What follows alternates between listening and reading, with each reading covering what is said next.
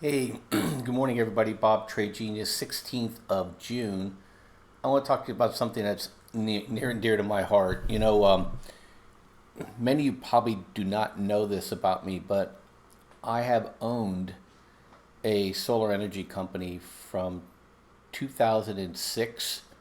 We funded the company and started installing systems in 2007.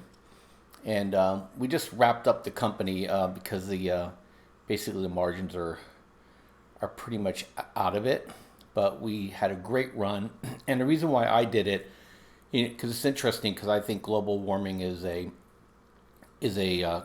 political construct, but I am absolutely committed to clean technology. I hate pollution, and I also don't like the fact that where most fossil fuels come from, the countries that are in charge of it are pretty unstable and they cause a lot of mischief in the world.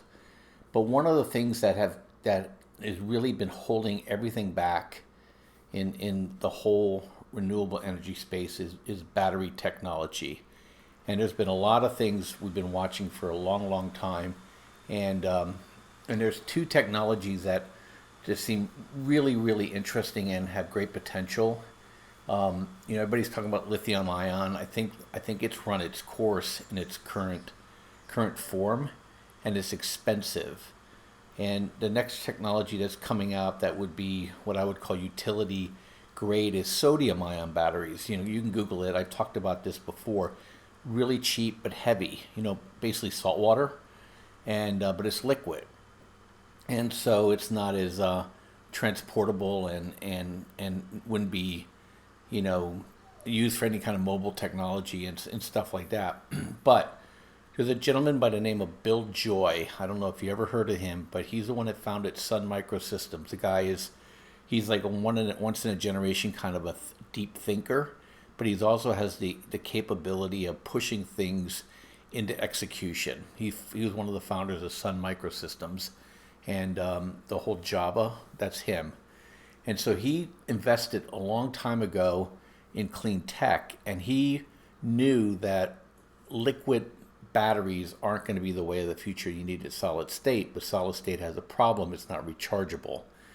And so he found a guy who actually is going into the world of polymers, and that he's created an ability. This company called Ionic Materials has created a polymer barrier, between the metals that you need to be able to have ions pass back and forth, one for the charging and one for the discharge, which provides the energy. And he's found this guy who created this ability to conduct very safely, and he's created a company called Ionic Materials. And right now, they're at a point where in 2 to 3 years they will be coming out with actually commercial projects, and they're using materials such as like aluminum, which is safe and cheap, dirt cheap. And I don't know if you guys ever know, but aluminum also burns. So there's a lot of energy potential in aluminum, ions, and so there's this is this changes everything if this happens. Batteries will get cheaper, batteries will get safer, batteries will become more pervasive, and then he's talking about the Internet of Energy. Like we have the Internet of Things, the Internet of Energy. Now, this takes projects like Midwest wind farms and makes them profitable to shift their excess towards needed because it could be stored more cost effectively.